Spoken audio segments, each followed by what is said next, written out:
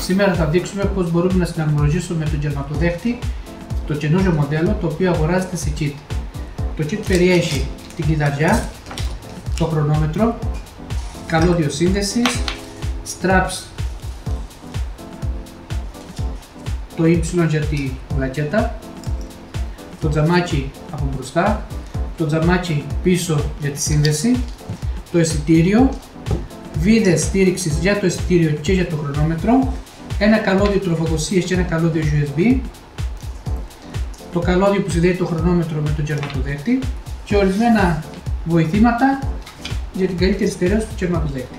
Για τη συναρμολόγηση του κερματοδέχτη πρώτα ξεκινάμε από τη συναρμολόγηση του ταμείου.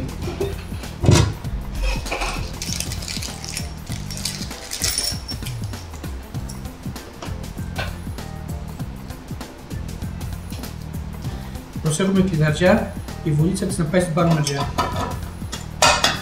Αυτό είναι για να μπορούμε να ξεκλειδώνουμε το ταμείο προς τα δεξιά και να το κλειδώνουμε προς τα αριστερά. Αλλιώς πρέπει να αλλάξουμε την εσωτερική διαρρύθμιση της κλειδαριάς. Σφίγγουμε ελαφριά με νούμερο 22 κουμπί.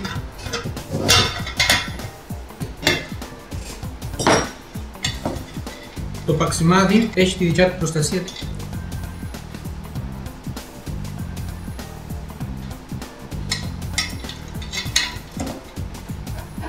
Το κλειδί το οποίο χρειαζόμαστε για να σφίξουμε το παξιμάδι είναι νούμερο 11.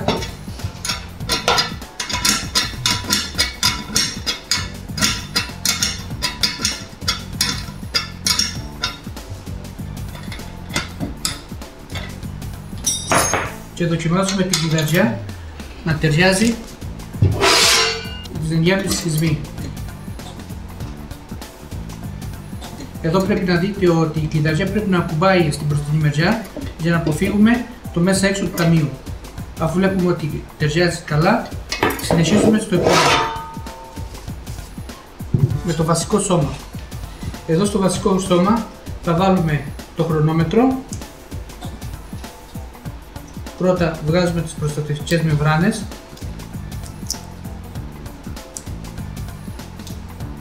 Είναι μια προετοιμασία. Η δεύτερη προετοιμασία είναι στο πίσω τζαμάκι να του βάλουμε τα δύο πατάκια. Αυτό θα μας βοηθήσει έτσι ώστε να μην καταστραφεί από την πίεση το πίσω μέρος της πλακέτας.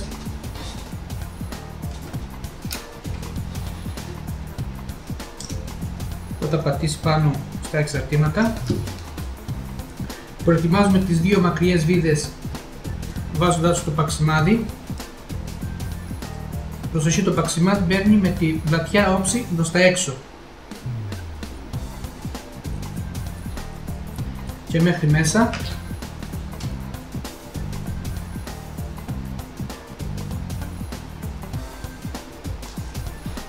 Παίρνουμε το Y, παίρνουμε το πίσω στήριγμα και περνάμε τη μία βίδα αριστερά και τη μία βίδα δεξιά. Έπειτα τοποθετούμε το χρονόμετρο στη βάση του, το τζαμάκι από πάνω και τα δύο τυφλά παξιμάδια.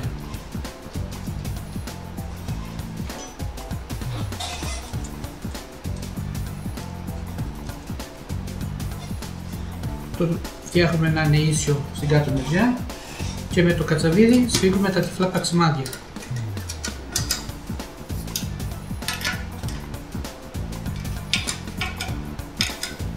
Μέχρι να σταματήσουν.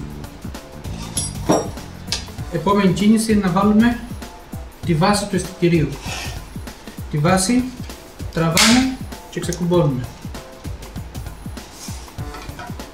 Οι 4 μικρές βίδες.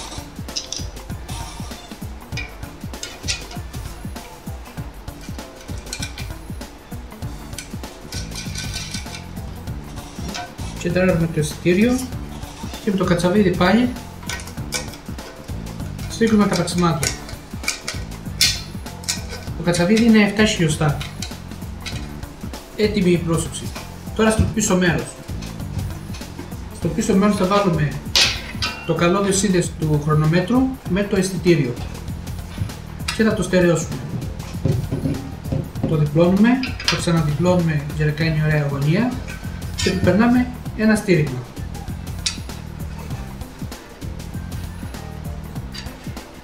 Με ένα straps και το δένουμε.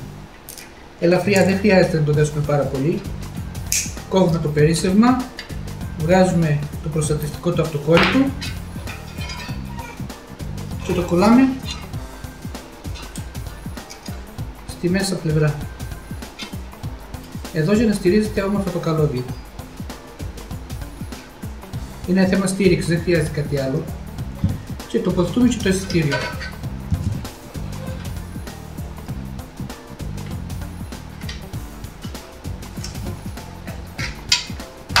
Τώρα πάμε για τα καλώδια. Τα καλώδια θα περάσουμε πρώτα στο κεντρικό κουτί από τη μεσαία τρύπα, θα βγουν μπροστά και θα τα κολλήσουμε εδώ πάνω. Παίρνουμε το λαστιχάκι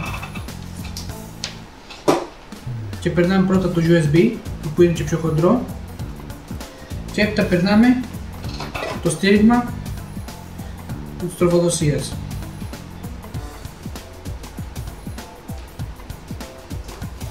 Και τα δύο πάλι αυτά, πρώτα το USB, μετά την τροφοδοσία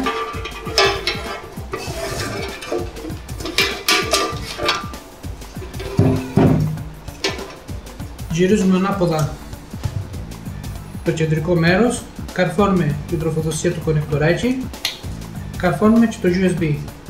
Αυτά δεν πηγαίνουν ανάποδα. Έπειτα παίρνουμε λίγο υλόπνευμα και καθαρίζουμε το σημείο το οποίο θα βάλουμε το επόμενο στήριγμα.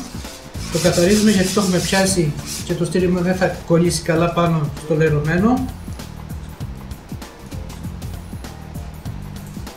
Βάζουμε το στήριγμα και με το επόμενο straps θα στερεοποιούμε. Αυτό είναι για να μην μας τα τραβήξουν από πίσω και μας σπάσουν την πλακέτα. Όλα τα κομμάτια τα οποία έχω βάλει μέσα στο kit χρησιμοποιούνται, δεν υπάρχει κάτι που να είναι περίσσευμα. Και μετά το τοποθετούμε μέσα. Βάζουμε το λαστιχάκι στη θέση του. Το λαστιχάκι έχει μια κοψά η οποία πηγαίνει μισή στο μεταλλικό, μισό μέσα, κατά αυτόν τον τρόπο. Παίρνουμε και το τρίτο straps και το περνάμε από έξω προς τα μέσα, έτσι ώστε να πιάσουμε τα καλώδια απ' έξω. Βλέπετε το straps αγκαλιάζει τα καλώδια και μπαίνει εδώ. Προς το παρόν δεν το σφίγγω ακόμα, θα δείτε αργότερα γιατί. Τώρα τραβάω σιγά σιγά τα καλώδια και βάζω μέσα το κεντρικό τμήμα. Βάζω και το ταμείο και το κλειδώνω. Βλέπετε τώρα ότι από την κάτω μεριά έχει σταθεροποιηθεί ο κερματοδέχτης. Από την πάνω μεριά όμως υπάρχει κάποιο πρόβλημα. Για το λόγο αυτό στην πίσω μεριά υπάρχει μία βίδα αυτοδιάτρητη όπως λέγεται, την οποία θα τη βιδώσουμε. Υπάρχει ήδη μία τρύπα, πιέζουμε ελαφριά και βιδώνουμε τη βίδα. Τραβάμε και τα καλώδια να τεντώσουν και τώρα σφίγγουμε και το στράπι. Κόβουμε το περίσσευμα και η επόμενη μας κίνηση είναι να τοποθετήσουμε τα πατάκια για να μην γρατζουνάει το γραφείο ο κερματοδέχτης. Τα πατάκια μπορεί να είναι στρογγυλά ή τετράγωνα, ανάλογα με τη διαθεσιμότητα. Καθαρίζουμε με λίγο ινόπνευμα το κούτελο του κερματοδέχτη.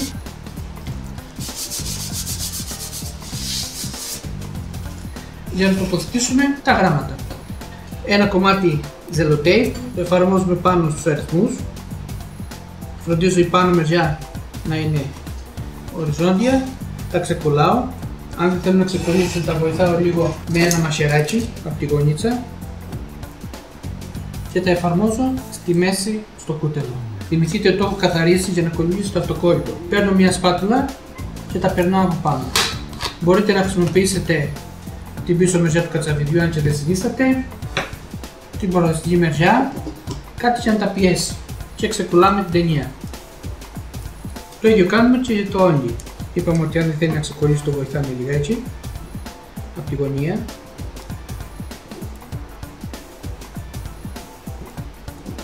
Αν δεν έχετε ζελοτέιπ μπορείτε να χρησιμοποιήσετε ταινία μεταφοράς από υπαγραφοποιούς, αλλά για πιο απλή λύση είναι το ζελοτέιπ.